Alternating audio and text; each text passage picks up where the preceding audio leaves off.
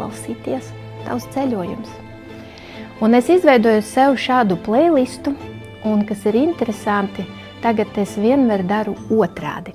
Pieņemsim, kad es esmu kaut kāda ceļojuma, es obligāti sameklēju dziesmu, kuru es ieslēdzu sev katru rītu vai katru vakaru, atkarība no noskaņojuma. Un pēc tam tas ir kā enkurs. Šobrīd man ir playlists ar sapņiem, kuri piepildīs.